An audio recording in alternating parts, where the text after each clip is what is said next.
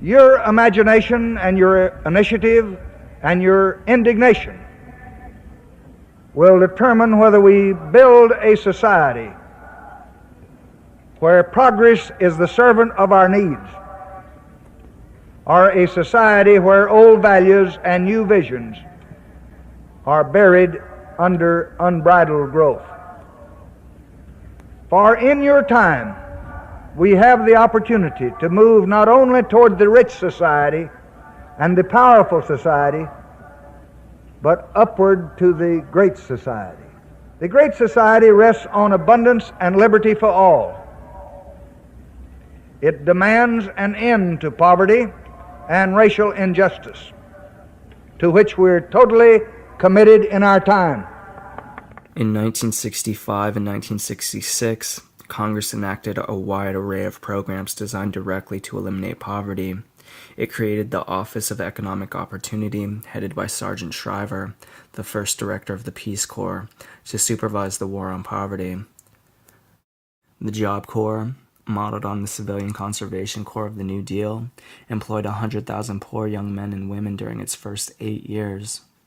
Volunteers in Service to America, otherwise known as VISTA, patterned on the Peace Corps, recruited people to work in poverty-stricken areas in the U.S. An ambitious Model Cities program was designed to encourage physical and economic revitalization of the nation's poorest urban areas. However, infighting among local and federal officials and lack of funds caused by the growing Vietnam War hampered its success. Congress created the Cabinet Department of Transportation and Department of Housing and Urban Development to oversee programs to improve urban life. Great Society programs also address the quality of life of middle-income and wealthy Americans. The National Foundation for the Arts and Humanities, patterned on the larger National Science Foundation created in 1950, provided federal grants to individuals and institutions such as universities, museums, theaters, orchestras, and ballet companies. Congress created the Corporation for Public Broadcasting, which provided funds for notable television series such as Sesame Street, Nova, and The American Experience. In 1965, Congress ended the national quota system for immigration in place since the 1920s. After World War II, advocates for refugees denounced the quota system for denying Jews entry into the U.S. before the war, a stance that led to the eventual murder of millions. Nevertheless, in 1952, in the midst of fears of communism, Congress passed, over President Truman's veto, an immigration law that retained the quotas and added restriction on the entry of political radicals.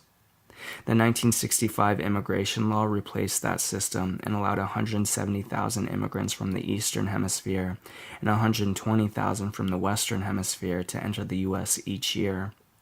When Johnson signed the bill, he said it ends, quote, "the harsh injustice of the national origins quota system, which was a cruel and enduring wrong," end quote.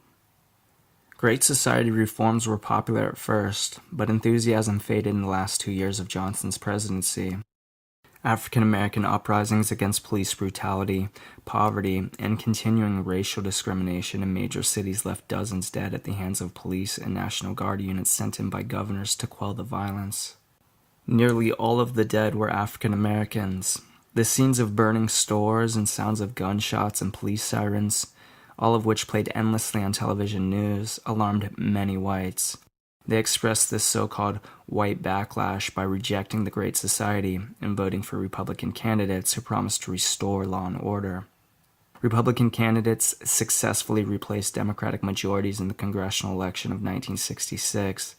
During the rest of his term, Johnson was able to persuade Congress to pass only one more major piece of social reform legislation.